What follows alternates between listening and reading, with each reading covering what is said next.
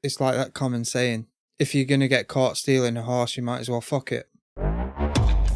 This podcast contains graphic descriptions that some listeners may find disturbing. Listener discretion is advised. Now, with that being said, welcome to the Mortal Musings podcast. Right, let's do this.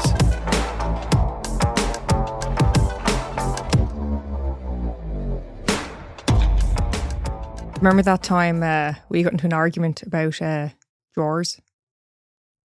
Which time? Fourth draw up versus fourth draw down. What was the argument? I think you were putting washing away. And you're like, Megan, where do these joggers go? And I went, fourth draw up. Yeah. Meaning fourth draw from the top? Up. No, up. Starting at the bottom, you go four up. No. If someone says fourth draw up, they mean the fourth draw from up. Like, so four down. no, that'd be the fourth draw from the bottom. No, but the way your argument goes is it's from up. So from the up, Yeah. you go four down. Yeah. Whereas my argument is you're starting at the bottom and you go four up. Yeah, but no one does that. You But count they from do. the top. But not necessarily. You got really desperate as well to prove your point. Like, you started arguing this shit. Fourth from the up and all this shit. Fourth draw up. I think that's acceptable. I think a lot of people would say that. Yeah. My way. No, my way. Well, I would say let the listeners fucking decide, but we haven't got a very good track record with that. You know? Meaning? Well, like I don't like how our listeners give their answers. Oh, our listeners are incredibly opinionated. Like, so we actually use our Patreon members as guinea pigs. No, I'd say like an alternate. Yeah. If we have a disagreement, we're like, right, put it on Patreon. Yeah. So to give you an example, Megan got out of the shower. I was sat there editing with my headset on and she mouthed something to me and I couldn't hear her. I took my headset off and I said, What did you say? And she went, "These aren't matched, you prick." These are odd socks, you prick. I think those were my exact words. Now, you should see the. I've got a photo somewhere because I took a photo of them, put them on Patreon. I'm like, tell me they're the same socks. And clearly not. I think majority of the males was like, yeah, they're the same. And then the women were outraged, saying, look at the elastic. That'd make me physically sick. Fucking look at the elastic on that one. I threw 2 different pairs of socks out the other day because the elastic was starting to go on them. And that kind of like that flappy fabric around me ankle. Can't be dealing with that. No. And then we had another one with drawers. Mm. But what our Patreon members do, I've noticed it's a pattern. If you're not already on our Patreon, you know, if you want to listen to me tell a case or... If you want to referee our disagreements. Yeah, then go to patreon.com/mortalmusingspodcast. But them on Patreon are bastards. And I'll tell you for why. Okay. If Megan's right, if they think Megan's right, it's Megan's right. That's it. If I get any mention, it's Neil's in cuckoo land. Neil's pissed. What the hell is wrong with you? But when I'm right, it's Neil's right. Sorry, Megan. You know, sorry, Megan. Neil's right this time. And it's like, why are you apologising? You never say sorry, Neil. You absolute shower shites. Yeah. I've noticed the pattern. It's emerging. I don't know. I mean, that's one of two things. You know, either people like me better or they're afraid of me. They're afraid to upset me or something. Yeah. And you're obviously more personable and they can have more of a laugh with you. It could be, you know, a benefit to you, hidden in disrespect. You know, I give them Neil's nuggets, and that's the thanks I get. What more could they want? A right hook if they carry on. I do think it's hilarious though. We didn't intend to do that. It just became a thing. Right, take it to Patreon. Ask the listeners. Yeah. We need someone to decide this. Yeah. Which actually, do you know what? I think it's great. They're saving us a fortune on couples counselling. No, they could end up pushing us towards it. Sorry, Megan. Fuck Megan. Megan had it coming. So we've actually got a shout out today. We have a new Patreon member. So I think her name's Kim. It might be Kime. Kim. If it's Kim, she spells it wrong. Yeah. She spells it K-Y-M. Kim with a Y. Yeah, with a Y. With a Y. As soon as I saw this name, I knew what Megan's going to want to do. Oh, you know it. If I hear the name Kim, there's only one place I'm fucking going, and that's Kath and Kim. Like, as soon as I saw it, I was, Kim, look at moi. And I really hope Kim gets the reference. Look at moi. Probably not, because that show was a load of shite. Kim, look at moi. We appreciate you. So I'm just going to call her Oz. Not from Alvida's in pet. Oz as in Aussie. She's not from Australia. No, but Kath and Kim is. It is, yeah. So, Oz. Oz. And you can just be calling her, look Kim. at moi. Look at moi. There's not, right. Do you know what? I fucking love that show. One of the best shows ever made, in my opinion. Neil can't stand it. No. But the odd time when Neil has randomly said to me, look at moi, it's made my fucking day. But I don't say that because of the show. I say that because I've been around you for nearly a decade. And I'm saying to the pets and stuff all the time, trying to get Ty's attention. Hey, Ty, look at moi. He's started to get used to it. He knows it now. So, Kim, just a word of advice. Kim? Do not follow suit with them gobshites on Patreon. You know, if I give you a question and you think I'm right, just put Neil's right. You can put fuck Megan after it. Well, actually, Kim did speak up and she agreed with moi. Oh, well, her opinion don't matter then. I love Kim. I think she is a fabulous addition to the mortals. Yeah. Won't hear a wrong word about her. So, with all that out of the way, you know, I've said what I've said. Mm-hmm. Got it off your chest. What we're covering today. Today, Neil, we are going to be talking about the murders of Giorgio Gallara and Jeremy Giordano, also known as the pizza murders. You okay? I'm trying to think if You look absolutely bewildered right now. Pizza murders. No, I'm trying to, before you tell me, I'm trying to work it out. Mm-hmm. Are the pizza delivery guys who fucking died, or did they chop someone up and put them in a pizza? Or are they pizza delivery guys who were the murderers? Oh. No, that's not it. Oh. On the 19th of April, 1997, 18-year-old Thomas Koskovich and 17-year-old Jason Freeland made a decision. A decision that would not only forever alter their lives, but will cause devastation to two families and the loss of two lives. Yeah, don't forget, back then they'll have called it, you know, they thought it were really cool to call it a slice of czar. And they used to call it a pizza pie. It's not even a pie. I'd sooner knock me front teeth out than say I'm going for a slice of za. I'd rather shit in my hands and clap. That too.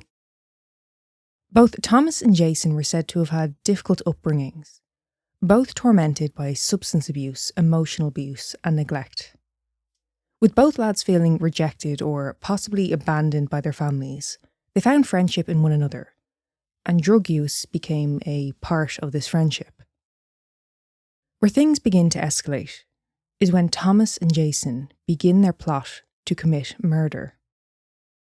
Thomas and Jason had discussed robbing and possibly killing a delivery person. Their drive to committing murder? They wanted to know what it would feel like to kill someone. Kill each other. They wanted to experience the thrill of the kill. They started mapping out their plan by writing out a list of local pizzerias and their numbers, copied from the phone book. They then picked a location, which was isolated enough for them to put their plan into action. Although, of course, thrill killings have been happening for, as long as people have sought a sadistic thrill, it was said that this was the case that triggered the term thrill kill to becoming more widely used in the media. Oh, really? Allegedly. See, I would say it'd go as far back as, like, Romans. Because, like, in the arena, that was for the thrill. Yeah, that's what I'm saying. It's kind of always been around, but kind of coining a term, like serial killers is a relatively modern term. Yeah. But, kicking about a while. On the evening of the 19th of April, 1997, at approximately 10 p.m, Thomas and Jason head to a payphone at a nearby Dunkin' Donuts. The first call they place is to Tony's Pizza and Pasta. They hang up upon the realisation that Jason was an acquaintance of the delivery person who worked there. I once bought some coffee. It was Dunkin' Donuts. And Terrible. It was absolutely terrible. Awful. American coffee is shit. Yes. They ring around a few other places, but they all either didn't offer delivery or refused to deliver to an address without providing a phone number. They decided to go ahead and ring Tony's again, regardless of the fact that they were known to the delivery guy. They ordered 2 cheese pizzas to the address 196 Scott Road in the Franklin Borough. The 2 delivery people were 25-year-old Giorgio Gallara, the owner of the restaurant, and 22-year-old Jeremy Giordano, who was known to Jason. Now, the owner was delivering?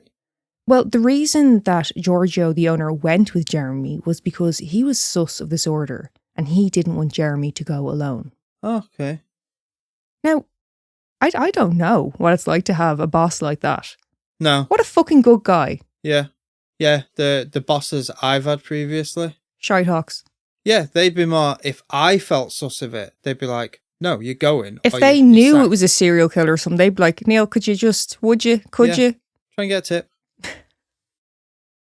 Now, of course, Giorgio could have refused this order, but Giorgio had only recently took over the business and he was trying to grow his customer base.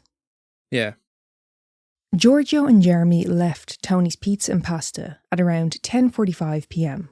to make the 2-mile trip in Jeremy's 1995 Pontiac Grand Am. When they arrive at the house, Thomas and Jason are waiting outside. Jeremy lowers the window and tells Thomas that the order total was $16.50. For 2 pizzas? 97. Be about 30 quid now. And the rest. You go to Domino's, 1 pizza, like basic pizza. Yeah. Not even there like fancy ones, 20 quid. That's like the offer price. Ah, fuck that. Thomas looks at Jason and asks if he has the money. Jason says that he does. Seemingly, this was their signal to confirm that they were ready to go ahead. Thomas then says, "Never mind, I got the money," before reaching into his jacket pocket. He pulls out a .45 caliber semi-automatic pistol, aims and fires 7 shots. As he's doing this, Jason fires a .22 caliber pistol. 2 shots to Jeremy's knee and 2 shots to his neck, all from a .45 caliber. Giorgio was shot a total of 5 times, grazed across his face, wounds to his right elbow and the right side of his face. But the fatal hit was caused by a shot to the back of his head from a .22 caliber. See, the bit I don't get with this, I don't know because I'm not a fucking psychopath, but to feel the thrill of a kill and just shoot someone, I thought it would be, I want to feel what it's like to strangle someone or stab someone, where they're more personal. Just to pull a gun out and shoot someone, I don't get it. For the thrill of the kill. I think, yeah, what you're saying is the more, it's the more intimate, kind of very scary side of it, to be close to the person you're wanting to harm. Whereas this, I think, is literally just about control. To say that they've taken a life, to say I'm able to do so, I think. Okay. Do you know what I mean? Yeah. Now, once the gunfire had ended, the car began to roll, but came to a stop about 30 yards down the road. Thomas and Jason then walk over to the car and drag Giorgio and Jeremy out. I honestly thought you were going to say to grab the pizzas. They search their bodies and the car. They throw a shirt, a receipt, and Giorgio's driver's license into a nearby stream. They leave Giorgio and Jeremy laid face down on the ground, and the pizzas beside their bodies. Oh, so they left the pizza? They did. They did attempt to move the car, but the car had come to a stop after rolling into mud and the wheels just began to spin, so they just left it. After this, the two ran back to Thomas's car before leaving the scene. Thomas was reported to have said, quote, "I can't believe we did this. I can't believe we did this." To which Jason replies, "I love you, man." Is this them two gobshites who, yeah, is this them two gobshites? No, I know, you're thinking of the Scream murders. With the two guys like, "I just killed Cassie." They were really like hyped about yes, it. and giddy. Yeah. I'm glad you mentioned that because that's exactly what these two fuckers remind me of. Right, okay. So after Jason had confessed his love to Thomas, they hug before getting into the car. They drive to another location and switch out their clothes. They then stop off at the church, stand out front, and make the sign of the cross, before heading to a bowling alley. Why? Why what? Why go to the church and do it sign at cross? I assume they were religious. What they just did with blasphemy? But a sin, yeah, but I mean, they're going to repent for their sin. I don't think just doing the sign of the cross is going to be good enough here, lads, but they'll give it a shot. That is outrageous. After arriving back home, Thomas bagged up their bloody clothes and guns and hid them under a pane of glass outside of the house. Wait, how do you hide something under a pane of glass? It's transparent. I don't know what exactly that meant. I assumed that was meant to be like underneath a window ledge or something. I'm guessing it's kind of worded weird. But that Unless was the it's description. tinted, you can see it. I know, that was the description given. I was like, do I leave that in? Like, do I say hid outside? It sounds odd, under a pane of glass. Because I just kept thinking of seeing a bag squashed under glass. Yeah. I'm like, doesn't make any fucking sense. But then again, look at the two guys who are committing this murder. Yeah. So, with saying that, it didn't take long for the killers' identities to be uncovered. The following day, after hearing the news about the murders of Giorgio and Jeremy, Christine Slater, a friend of Thomas, called the police to report that only the day before, Thomas had told her that he wanted to kill a delivery person. So luckily, Thomas was a fucking idiot, yes. Yeah. Police receive a second call from a resident of Scott Road. He had spotted Thomas's car and remembered seeing it on the road that night. A blue Chevrolet Cavalier with a particularly loud exhaust and a damaged headlight. He's got the baked bean tin on the end.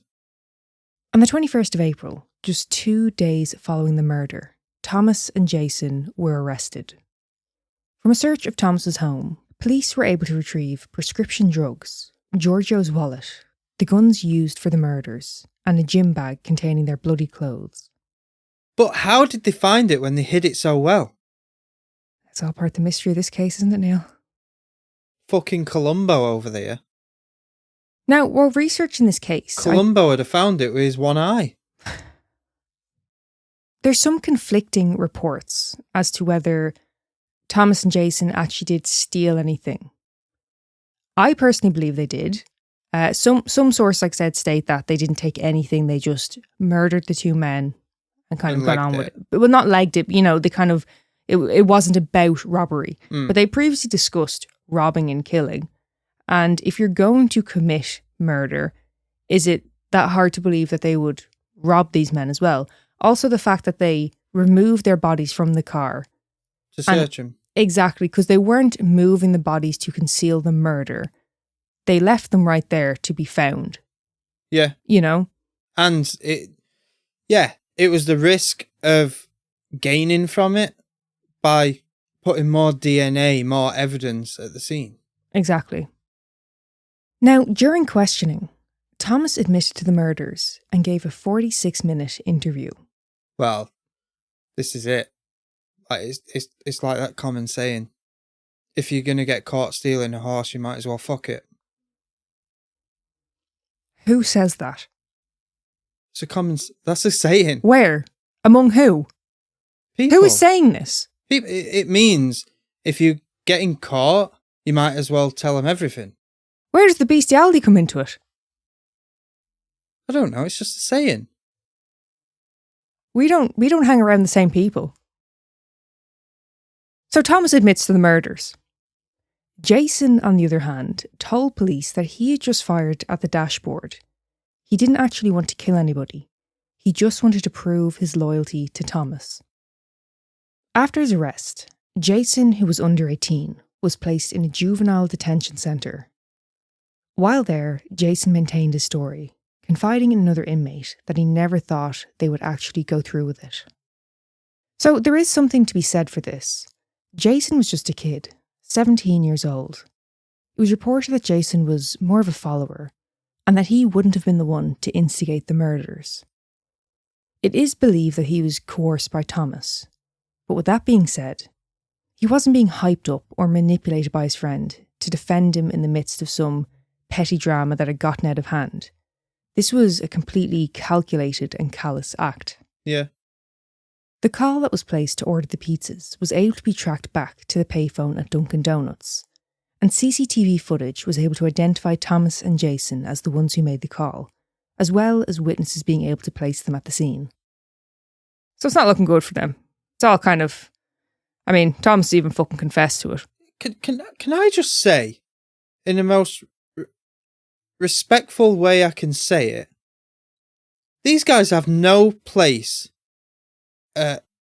in crime to even think, but they can murder someone. There's no street smarts. There's no nothing. They're fucking idiots. Yeah. Like, if one of them did carry the wallet, it's common knowledge. If you found a wallet on the floor, not even nicking it off someone, if you found a wallet on the floor, you take the cash out and chuck the rest. Why did he have his wallet? Exactly. I mean, it's just... Idiots. These are two fucking kids. Do you know what I mean? Yeah. They're 17 and 18 years of age. Yeah, but I think even when I was 13, if I found a wallet on the floor, I'd know to take the money out and throw the wallet. But I find this a lot. I think the older you get, I mean, I'm still pretty young, I like to think, but the older you get, the younger people are to you, if you get what I mean. Yeah. So, like, if I look at a 20-year-old, I'm like, you're just a fucking kid. Yeah. You're a baby. Yeah. Protect them. Yes. But when I was 20, I mean, I think that's with a lot of people. I didn't feel that way, but I mean, you've said it yourself. I was basically an old woman. Yeah. I've always been kind of... Yeah, you've got an older woman mentality. Yeah. You're a lot younger than me, mentality-wise. Yeah. Definitely.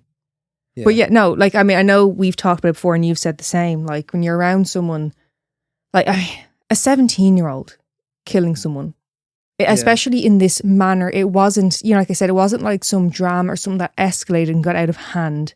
And I wouldn't be okaying that, but it's not like you can see how it got to that, how it escalated. This is just, they decided to kill people. They did it to someone who brings you pizza. The best of society. Yeah. The trial began on the 5th of April 1999. It was described as a media circus, with news fans lined up outside the courthouse. Now, the guns that were used to murder Giorgio and Jeremy had been stolen by Thomas and another friend of his on the 8th of April from an adventure sports store just 11 days previous to the murders. I was literally just about to ask you where they got the guns from. Yeah. They stole a .45, a .22, as well as a .40 caliber. Thomas stated that he had traded the .40 caliber for drugs. Oh. Priorities and all. From the outside, there seems to be absolutely nothing that could be used as a contributing factor. They just wanted to kill a person or people. With that being said, is there something we're missing that could shed light on why Thomas and Jason would do this?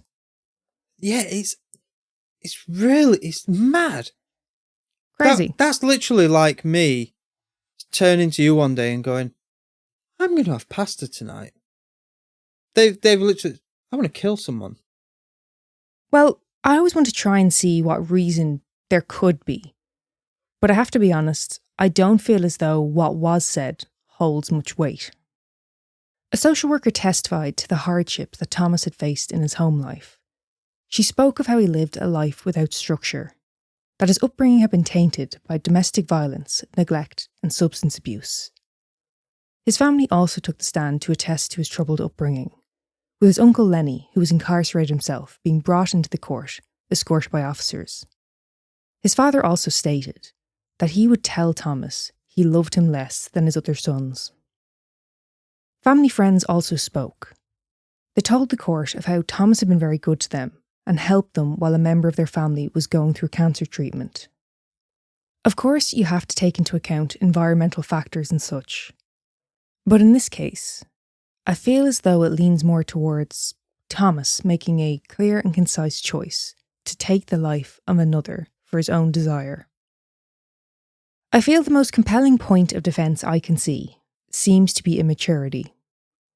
Not just because of the fact that they were teenagers, but they just seem so incredibly naive and immature to think that they could actually get away with how they perpetrated the murders. Look, right. Gonna drop some truth now, aren't you? Right. I'm still not mature. I'm the maturest I've ever been, and I'm still not mature. You still don't know your arse from your elbow, do you? Well, so I don't think that is a good defence, because so they're 17, 18.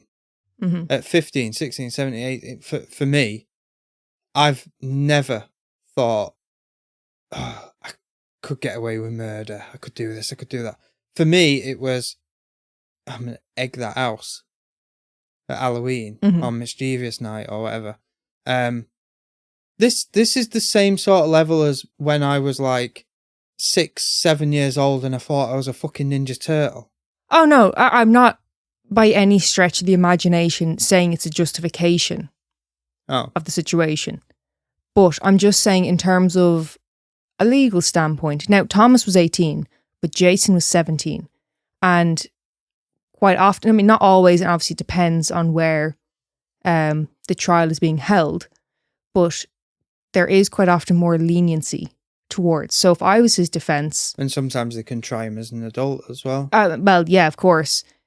But yeah, I just feel like if I was to put myself on their side, defending, that would be the most compelling argument, especially with how they went about these murders. It's so ridiculous to think they could do this and they'd get away with it. Like, you imagine being their solicitor and going, yeah, I'm going to try and get you off. And then they look through the file, they read through it and they just... you're buggered. They just look at them and go, Really? Really? What do you want me to do with this? Yeah. Throw the papers up in the air, walk out. Yeah. A testimony from a psychologist hired by the defence gave their opinion that, due to Thomas's persistent drug use and the fact that he was under the influence at the time of the murders, his ability to act with knowledge and purpose was diminished. But the prosecution brought in a forensic psychiatrist who argued that Thomas had an excellent recollection of the events and therefore his drug use was not a mitigating factor. And it was also determined that Thomas did not suffer from any severe mental illness, psychosis, or depression, but that he could be developing schizophrenia. Oh, I was going to say, he's just a fucking idiot. Now, something else that doesn't help Thomas's case. Friends of his testified that he had expressed interest in becoming a hitman for the mafia. Of course he did. Why wouldn't he? Also, not that we need any further convincing with this entire case, but blood found on Thomas's khakis was a match to Jeremy, as well as blood from both Jeremy and Giorgio being present on his jacket. They didn't bin the clues? No, they bagged them up and hid them. Not very well, under the pane of glass. Oh, yeah. So, I mean, again, we've got a confession. We've got people who can place them at a scene. We've got CCTV footage. We've got the call trace. We've got DNA evidence. There's everything. There's nowhere to turn, lads. They haven't done anything right. No, not one thing. Nothing. I mean, even Jason at the start was like, oh, let's not go to Tony's because I know the fucking guy. And they still went back to Tony's. Is this where it's going to turn around? Is it going to be, they've done all this on purpose to get caught and get in prison because they want to get at someone in prison? No, they were reportedly terrified to go to prison. Okay. Also, like I said about the location, they were struggling to get someone to deliver there because it was kind of isolated, rundown house. They didn't have a number for the home. People were like, what the fuck is this? Like, this is clearly a prank or something. The house where Thomas and Jason placed the order to. Creepy fucking house. Like, completely run down. Like, when I saw a picture of it, I was like, this looks like a horror fucking movie. Yeah. No good. I had it before before I moved over here. I was selling something on Gumtree and someone contacted me saying they wanted to buy it. Can't remember what it was I was selling. And they sent me the address. They wanted to meet up. And when they sent the address, I was thinking, where is that? So I looked it up on Google Maps or something. And you should have seen the state of the fucking place where it were going to be. Like, no buildings. It were fucking... They sent me this postcode and it were in the middle of fucking nowhere. So I just messaged them saying, get fucked. Try someone else. Because it were a big thing, jumping people, and robbing them. So it's, get fucked. Try someone else. And they just never got back to me. They could have actually been interested in buying something. I doubt it. Same thing when we went to get that insignia. Do you remember? That was the back arse of nowhere. We were driving for fucking ages. Oh, but at least that was someone's house. Yeah, but I mean, the way up there, I was like, oh, this is it. This is we're gonna die. Yeah. We didn't. We're here today to tell the tale. I'm not a fan of fucking back roads, country roads. I get a bit edgy with it. To drive on. The Sussex County Assistant Prosecutor, Michael Briegel, said, quote, 2 young men were murdered for no reason at all. The victims were chosen totally at random. And he described their crimes as senseless. I mean, I have to agree with the man, like you mentioned earlier, and I was actually going to mention, this case just immediately put me in mind of the Scream killer case. Yeah. It's just that kind of the giddy excitement, the fucking outrageous notion that you can just do this and get away with it. You weren't giddy when they were going to prison? No, not so much.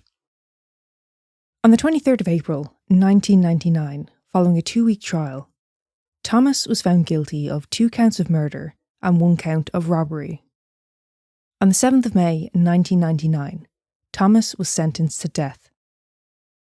In 2001, the Supreme Court chose to uphold his conviction, with it being stated that there was, quote, overwhelming evidence of the defendant's guilt. But his death sentence was commuted to life in prison. Oh. Which Jeremy's mother had stated herself that she was not in favour of him receiving the death penalty. Because he was so young? Or just because she's not into the death penalty? I don't think she agreed with the death penalty. I think she thought, it's a life for life. What good is it going to do? I don't want to speak for her. But it doesn't even anything out. On the 22nd of December 1999, Jason was found guilty of purposeful or knowing of murder, felony murder in regards to Giorgio, aggravated manslaughter of Jeremy, first-degree robbery, second-degree burglary, conspiracy, possession of a firearm for unlawful purposes, and possession of a firearm without a permit. On the 25th of February 2000, Jason was sentenced to life in prison. He avoided the death penalty due to his age. Now, Jason has repeatedly attempted to get a retrial or have his sentence reduced. All attempts have been unsuccessful. Shock. On what grounds is he going for? Well, in 2017, the New Jersey Supreme Court ruled that when dealing with juveniles, a judge must take into consideration factors such as, quote, immaturity, family and home environment, peer pressure, the inability to deal with police or lawyers, and the likelihood of rehabilitation. Technicalities. This decision... So a technicality to Neil, but this decision was described as being, quote, one of the most significant in sentencing.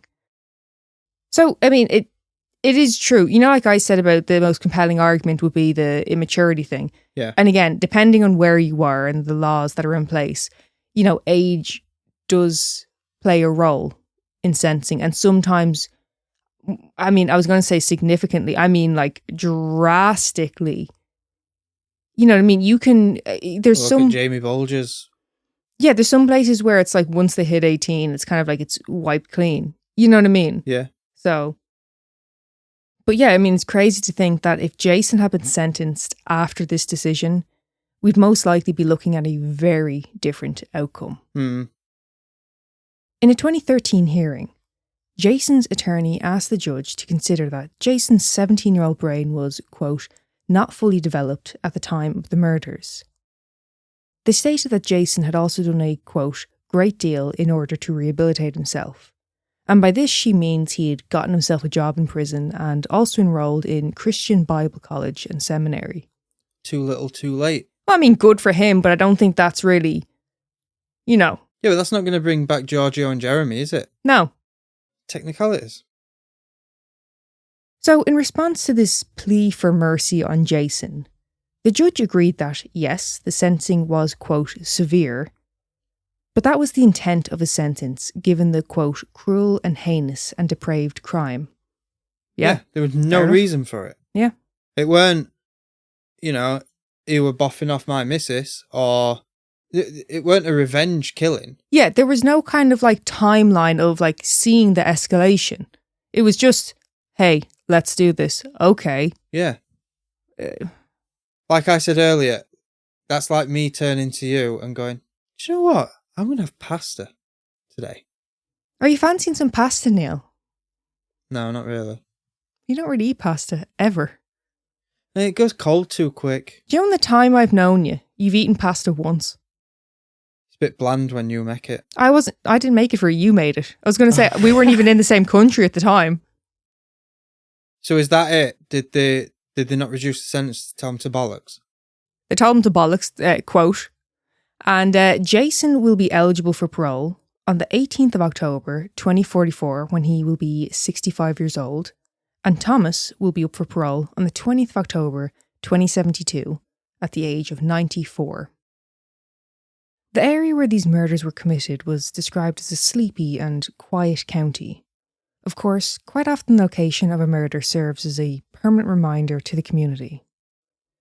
On the 28th of June in the year 2000, the house where the murders were committed was demolished. In the aftermath of the murders, both Giorgio and Jeremy's family filed wrongful death suits against Adventure Sport. They claimed that the company failed to exercise reasonable care to prevent the theft and subsequent misuse of its handguns. Now, there was a whole mess of crap involving whether their alarm system as well as their storage was adequate, which, when Thomas broke in, he said that he smashed the glass storefront with a baseball bat and then smashed the glass cabinets with a bat to retrieve the guns. And he also noted that there was an alarm, but that it was not loud. So, I mean, Thomas certainly felt confident that he could get away with the robbery, and in doing so in a very bold manner. But he still had to break through two objects. Like, he still broke it. It's not like he could just walk in and pick something up. Yeah, but these are firearms. Don't you think they should be locked away? But they were. No, they weren't. They were in a glass cabinet. You can easily break that, as Thomas did. Yeah, but that cabinet will have been locked. But it's glass. It wasn't even like protected glass, clearly, if you can just smash it with a baseball bat. Yeah.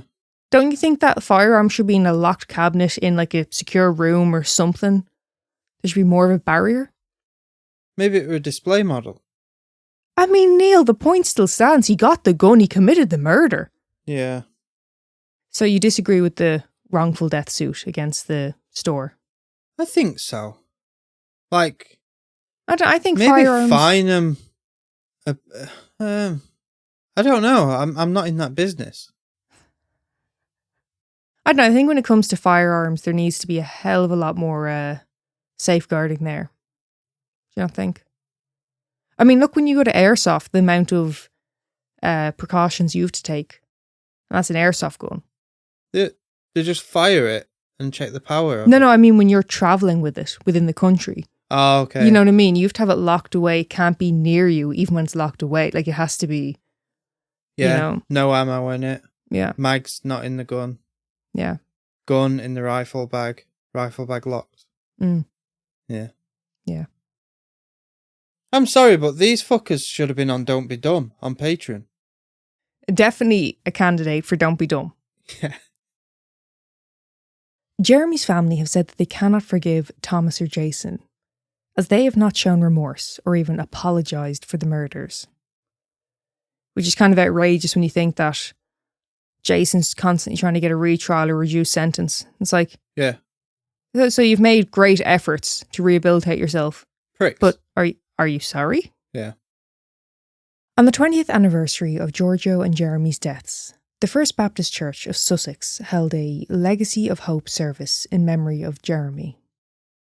Jeremy's father said, quote, "It's about the hope we have that his legacy lives through my wife and I and our family," which they seem to have achieved through active involvement in their church, as well as setting up a scholarship fund for students at their local high school. His mother Loretta stated, quote, "We're making a message of hope.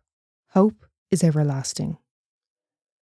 In a tribute to her brother, Jeremy's sister named her business after him, Jeremiah's Gourmet Deli and Catering. Wait, scholarship for high school? Mm. I thought that was just for college. I thought high school is free. I mean, it depends on the school you go to. And also, I don't know if that's for college. I have no idea. I don't know. I did think that as well, though. But Yanks, tell us. but it could be like a scholarship for sporting, like to get them equipment or something, maybe? I have no idea. I don't know how it works. Giorgio had worked at Tony's Pizza for several years before taking ownership of the business. Since his death, and although they had no experience in the industry, his parents Angelo and Connie, along with the help of his sister Angelica, took over ownership of Tony's Pizza. Giorgio's parents had come to America from Italy in 1971. They had an incredible work ethic, which evidently was passed down to their children. Giorgio had dreamed of opening a dining area of the restaurant, and once the location next door became vacant, his family decided to take the opportunity to fulfill Giorgio's wishes. By continuing and expanding the business, his family have not only honoured Giorgio's dream, but his strong work ethic and his ambition. Greg Muller, who is now the first assistant prosecutor in Sussex County, said of the case, quote, "Sometimes it's impossible to find a rational explanation in such an irrational act." Richard Giorgio, a previous employer of Thomas, stated, quote, "What we're all afraid of is that there was no reason." And that is the case of the murder of Giorgio Gallara and Jeremy Giordano, also known as the Pizza Murders. Now lads, if you're ever in the area and want to support the business, Tony's Pizza and Pasta Restaurant, open 7 days a week, 10 a.m. to 10 p.m. Not sponsored. Still going, still open. I'll get in touch with him, see if we can get an affiliation going. Use code MORTAL. Yeah. 10% off, lads. 10% off the first slice. No, I'm glad they're still going. And the parents are obviously doing well, to say that they didn't have any experience in it. No idea if it's still them running it. Oh. But back to the case. Fucking idiots. Terrible. Disgusting case. They did nothing right. No. It's so many things, because like if you're to look at it just from the point of view of perpetrating a crime, what the fuck are you doing? Yeah. You've no idea. But then also, I don't want to give people tips. No, clearly not. But I mean, it's also the people you chose. Two fucking guys just trying to do their job. Yeah. And even like Giorgio wasn't even meant to be out delivering. He was just a good fucking guy who wanted to protect his staff. See, that's the point. You know these people who just get the impulse, I want to kill someone. Why do they, like this, pizza delivery guys, sex workers, homeless, why don't they go for drug dealers? You're thinking like a Dexter type of thing. Is that what he does? Yeah, isn't this whole thing is like he kills bad guys? I tried to watch the show, lads. I couldn't get into it. I don't know. I'd never watched it. But, yeah, like, why go for innocent people? If all it is I want to feel what it's like to kill someone. Mm-hmm. Go and do it to a piece of shit. Yeah, it's always, well, not always, a lot of the time it's more vulnerable people or like something like that.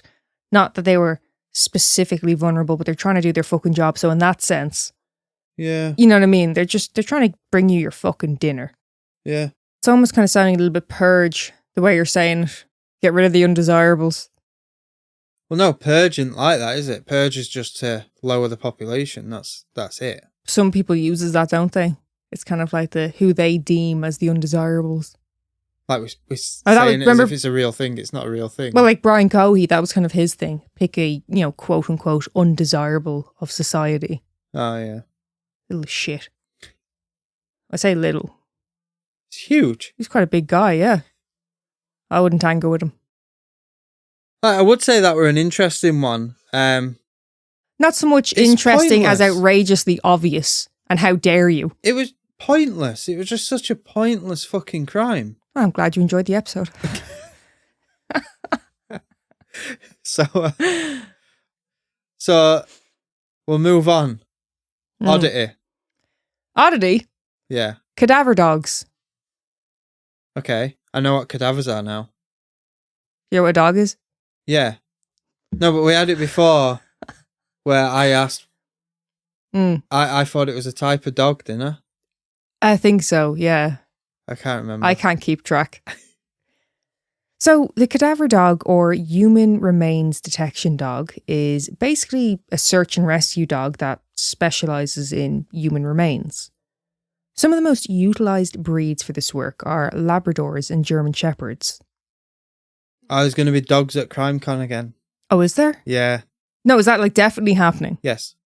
They're going to be, they've got their own little section. And I don't know why Megan's shocked. She was there for the meeting. I was, yeah. This clearly wasn't listening. I'm very busy at the moment. I got a lot of balls all over the place. But yeah, dogs were supposed to be there last year, but they got called out on a job and then they got in a car crash. I was devastated. So we didn't. Dogs were all right. Yeah. But yeah, CrimeCon, 7th, 8th of June. Use code MORTAL, 10% off. So Cadaver Dogs. Their training starts when they are still pups, and it involves exposure to different tissues and levels of decomposition. And in some countries where cadavers are not available for training purposes, pigs may be used. So you're getting a bit of a throwback now to the body farm. Pigs. Pigs, yeah. You're the animal. Yeah. Pigs. No, I was getting...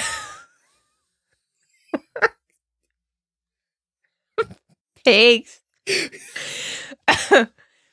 What it was... Fuck's sake. No, what I was getting at is during the body farm episode, we mentioned how the facility could also be used for, training cadaver dogs. Yeah. Yeah. What's it got to do with pigs? No, right. So in some countries where cadavers are not as readily available, they will use pigs instead because it's a more similar type of flesh. I've never heard of that. Oh. Okay. Oh. I was hearing it wrong. I thought you were saying countries where cadaver dogs aren't readily available, they're using pigs.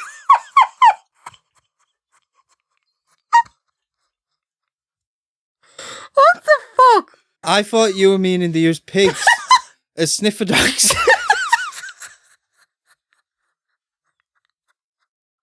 Oh my god.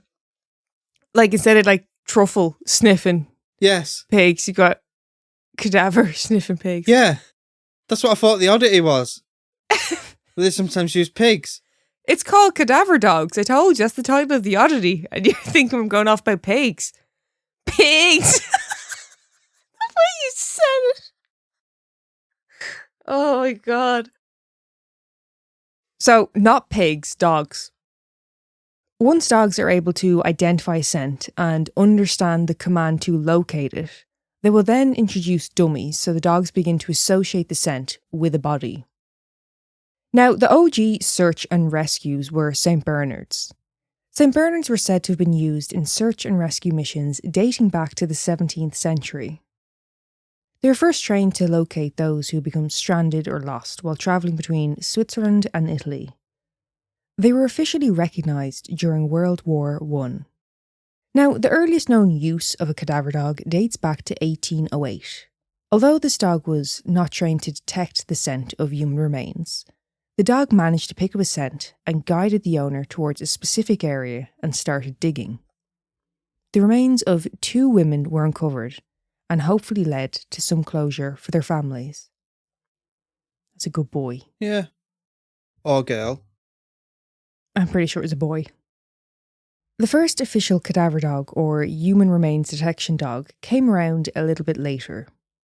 In 1974, a Labrador named Pearl started her career as a cadaver dog with the NYPD. In her first year of employment, Pearl was able to locate the remains of 18-year-old Karen Levy, a student at Syracuse University who had last been seen getting into the car of a stranger. Now, Pearl was employed by the NYPD, but apparently it's not common for police to keep cadaver dogs. Instead, they are usually trained by volunteers and are brought in to aid in the search when needed. Oh. So, I know, fair fucks to the volunteers. Yeah. The most prolific cadaver dog that there has ever been was a black Labrador called Buster. During his service, he helped recover over 200 bodies and also worked on evidence samples from the Black Dahlia case. Oh, you're forgetting the other one. I can't remember what it was called. Where the woman were planting bones and stuff. We did an audit on it. Eagle and Sandra, yeah. She was planting. Yeah. The dog hadn't found shit. Yeah, but I mean, so he wasn't very prolific really, because it was fake. Yeah. Fake news. Yeah. So back to Buster. He was a great man for the old human remains sniffing. Even after losing a leg due to cancer, Buster kept working. Buster passed away on the 27th of February 2016 following a heart attack. Heart attack? Must have been the stress of the job, do you reckon? Probably. We're going that way. Anyway, pour one out for Buster. What a good boy. Do you know what his favourite toy was, Neil? Go on. It was a bone. That's not a joke. It was a blue bone. That was his favourite toy. It's a bit tactless, that. I didn't give him the toy. It's just his favourite toy. Thank you so much for listening. Find us on Patreon, TikTok, Facebook and Instagram. If you have a case suggestion, or maybe even your own story, email us at mortalmusingspodcast@gmail.com.